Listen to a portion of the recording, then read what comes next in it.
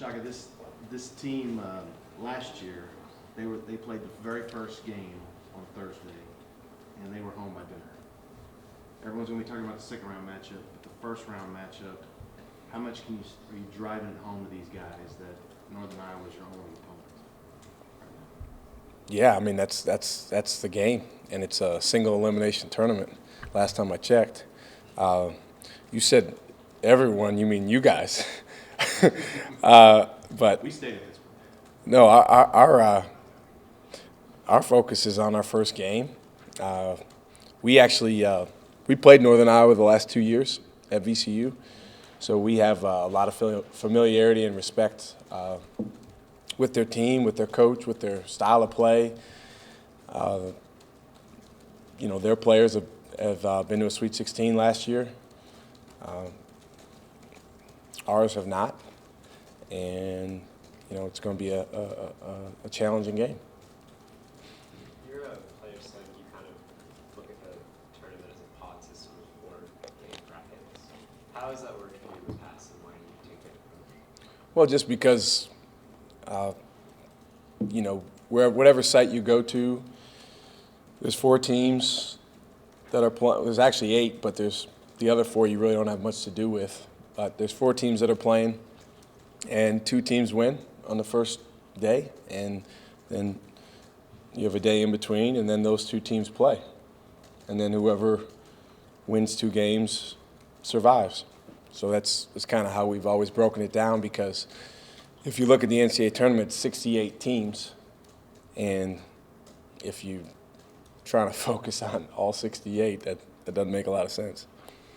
Where's the mindset of the team right now, coming off the bad loss to Baylor? We had a rather lengthy team meeting on Friday, so that was the day after the Baylor game. Talked about some things. I didn't do a lot of talking. I did a little bit, but mostly encouraged our guys to get some things out on the table. And there was some conversation that was, I think, for certain people in the room, not the most comfortable, but there were some things that needed to be said.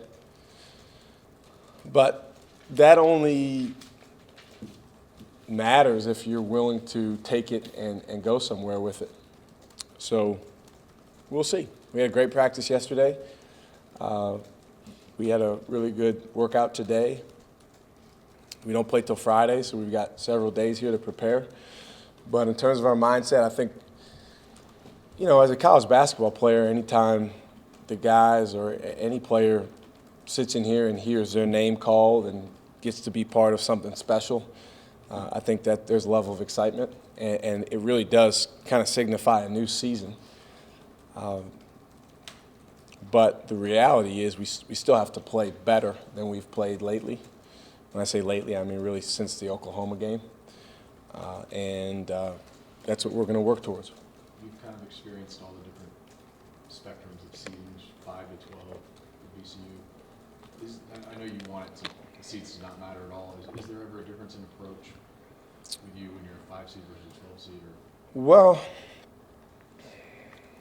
yeah, a little bit. I mean, it just depends on the team. And the one year at VCU, we were in 11, and we played in the first 4, and everyone was like killing us like right now, like after the bracket had been announced. And so we were able to use that as just a great motivator, and also we were able to use it as a sense of having nothing to lose. Other than that, I think you can really throw a lot of the seeding out. A game like us against Northern Iowa, I don't think the seeding really matters. They're a really good team. They've won 12 out of their last 13 games. They won their conference tournament. They've been playing better basketball in the last couple weeks, certainly, than we have. So we just want to do everything we can that goes into winning. You mentioned in Kansas City how at times this year, when there weren't a lot of expectations on the team, it's been aggressive and played well. When there have been, Right. It's been less good. now you're kind of in that middle ground. Where do you feel the expectations on this team going into this week, and do you think that works for or against? Maybe you guys should write, that we're going to lose and all that kind of stuff. Are you writing it? Great. Well, I mean, you guys are the same guys that wrote we were going to be in the NIT, so I'm waiting for I'm waiting for that apology letter. Or same guys that picked Oklahoma football to beat Texas football. Yeah, we did it. But yeah, you're right. I mean, but hey, it's March. We're in the NCAA tournament. You as a team, you have to step forward and stick your chest out and say, we can do this. And if we can't do that, then whether the game's at noon or whatever time the game is, it's going to be a short stay. That's just a reality. And trust me, I know I'm the head coach. I know it's my job. I'm going to do everything I can to make sure these guys feel like, hey, we can do it, and here's what we have to do it. There's a level of ownership that everyone on our team is going to have to take in all the little details, the small things. And then, most importantly, we're going to have to decide that winning the game on Friday is more important than everything else, literally everything else that's going on at that moment or before that. And if we can do that, then, that gives us a chance to win. How much was there, though, any sort of fallout, and that might be the wrong word, but I think a lot of us were really surprised when DeMarcus said that you had called them hypocrites in the locker room. What brought that on? What was the message you were trying to convey, and what do you think they heard? Let me give you a little context behind that. I talk about hypocrisy a lot, and we all have some of it in us. You do, I do, everyone does to some extent. It's human nature. If you want to be a championship level team, if you want to be special as a team, you have to battle that every day. And we didn't do that in Kansas City. We did a poor job of that. We had a level of hypocrisy about us that we said, hey, we want to beat Baylor. We want to do what goes into winning. We want to do X, Y, and Z. We didn't. We didn't. So that's hypocritical. So there's a little bit of context behind it, so it's not like I just threw that word out. They had never heard it before. What was the fallout of that? Like I said, we came back here, and the next day we had a very long meeting. I had our guys get in small groups of 4 or 5 and meet with each other first and plan what they were going to say in the meeting. And what I asked for our guys to do was call each other out, if necessary, get everything out on the table, talk not in generalities, in specific terms about what wasn't being done or what needed to be done for our team. And I thought there was some really valuable things said. But again, you got to own it when it matters. Our guys have been terrific in practice. They really have. They've practiced hard. They've come with a good attitude. They've been coachable. But carrying it over to the game is where it's what it's about this time of year. A couple of the guys mentioned that during those conversations, people really were blunt and said honest things about teammates. Did you listen to all that, and were you pleased with what they said to each other? Was that the right thing to say? I listened to all that. I mean, here's the thing: like you can rip some scabs off and uncover some things, and it's not like we got all kinds of time to heal wounds or whatever it is. But I just felt like the way we were playing, some certain things needed to be said. I thought those guys said that, but now we'll see what we do. This is for something, a general national story about coaches who changed schools. How closely do you keep up with VCU, and do you keep in touch with Will or former players or anything like that? I follow them very closely. I mean, it's not my team anymore, but it's not like you can go from it being your team. And when I say your team, not from a standpoint of like ownership, but more from the standpoint of that's who you were with and who you were a part of. It's hard to go from that and then just go to nothing.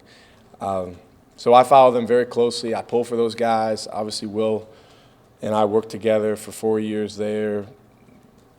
The vast majority of guys on that team, are guys that we recruited and that we coached.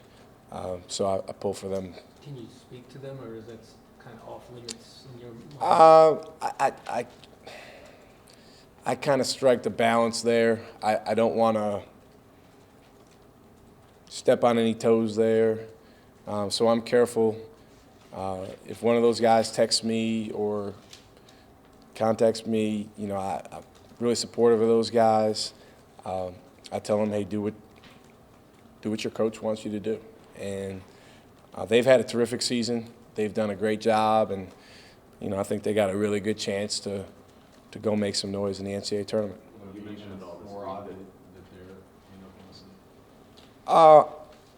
I was just hoping we didn't play them, because I kind of thought that could be coming, and that would have been really odd, because I really care about those guys.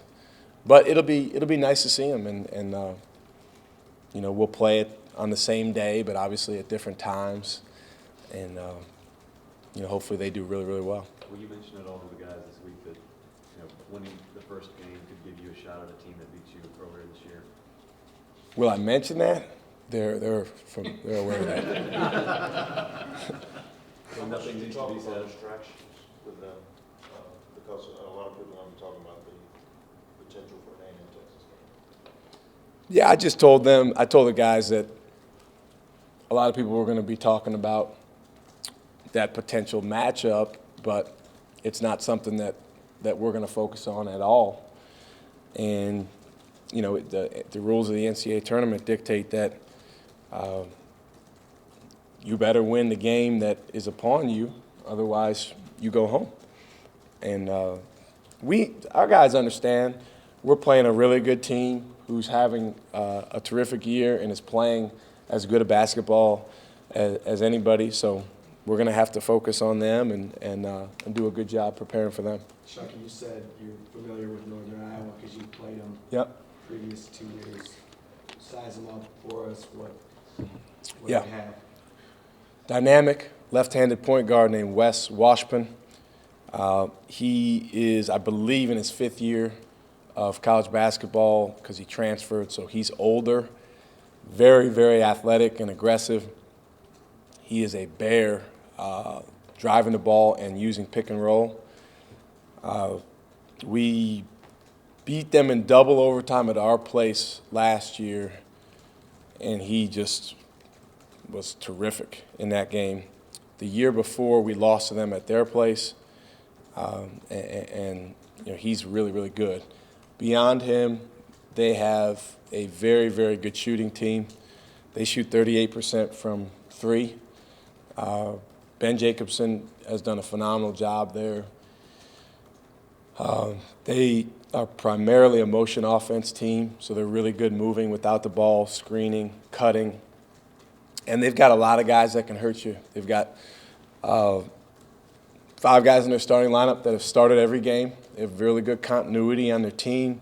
They know who they are. They know what they do well.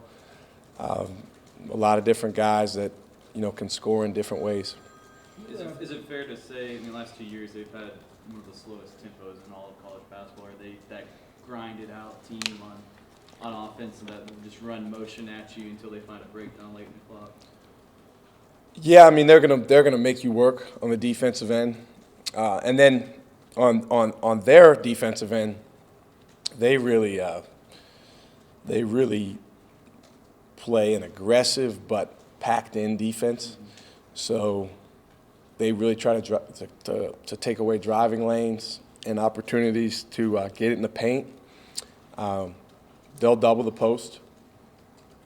They're playing a little bit more zone. Now they've traditionally been mostly man-to-man, but they're playing some zone.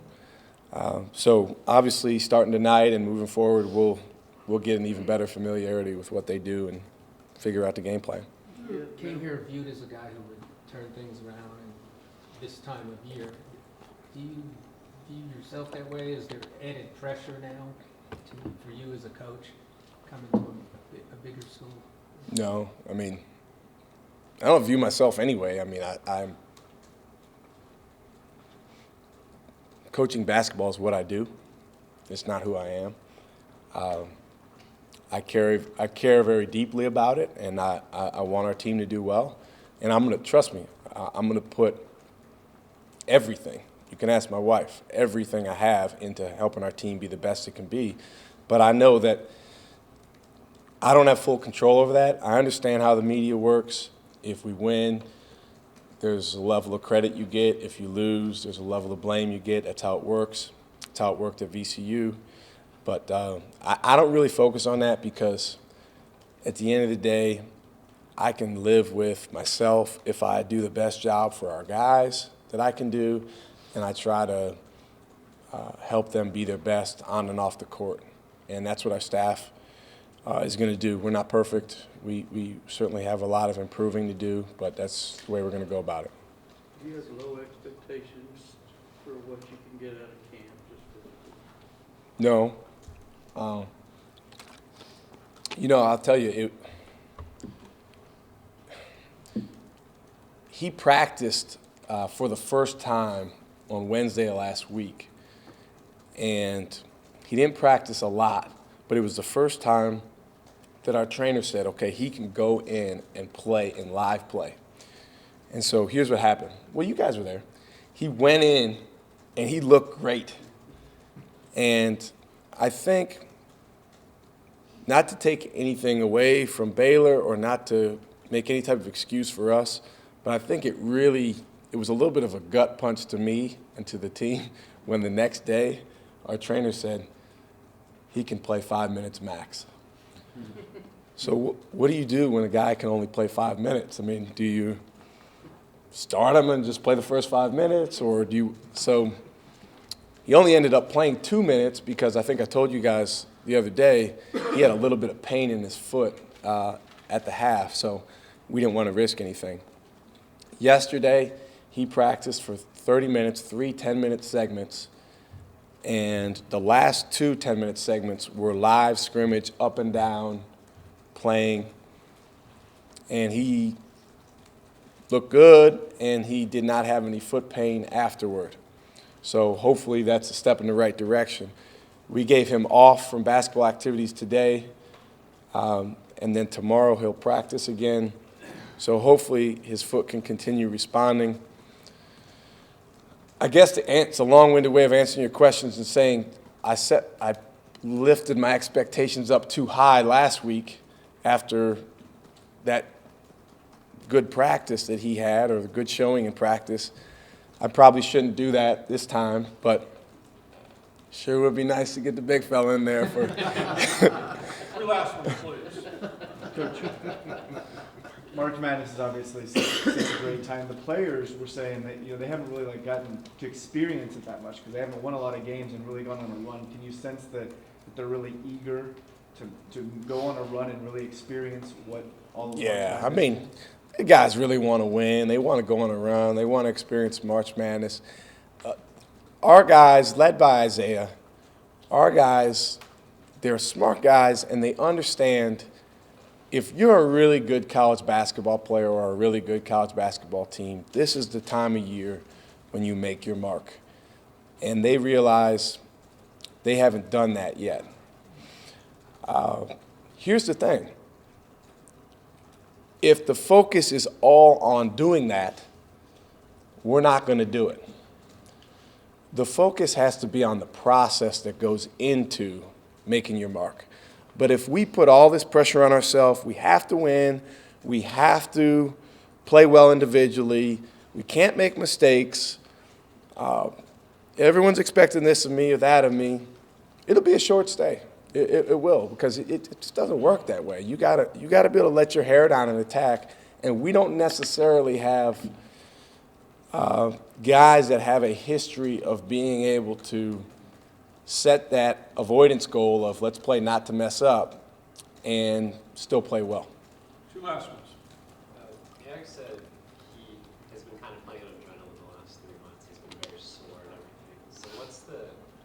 What's the key to He needs to toughen up. what's the key to freshmen succeeding in March, especially in an environment? Well, to his point, they are at a completely different, what our strength coach calls training age, than the rest of our guys. And the point is, they have not been through a full college basketball season, so their bodies are in a little bit of shock. It's like, what are you doing right now? To me, this season should be over. It should have been over a month ago. But that's freshmen all around the country, and if you want to be an impactful player this time of year as a freshman, you got to play on adrenaline. You got to play on guts. You got to play on heart. So hopefully that's what those guys can do. The number one factor for those three guys is confidence. They've got to believe. We got to get them believing that they are as good as anyone in the country. And when those three guys believe that, they really, really help our team. Right now, lately, Snoop is the guy that's been playing and thinking that way. And we got to get Eric and Tevin feeling that way as well. Brian, last one. You seem loose. You seem upbeat. You ready to take this thing to the national stage? It's a lot of fun. I mean, I told one of our guys, because I will never, ever take for granted getting a chance to coach in the NCAA tournament. We're fortunate, our coaching staff, in that this is the 6th straight year that we've gotten a chance to sit and see our team's name get called. But I don't care how many years it is, I will never take it for granted because it is not a given. The majority of teams don't get to go, and it's something that we talk about appreciation in our program, and our definition is we see every opportunity as a gift. This is a gift, this opportunity, and we want to make the most of it. So I think just focusing on what goes into success and continuing to try to pound that into our guys and our staff's head, that gives us the best possible chance. Thanks all. Thank you.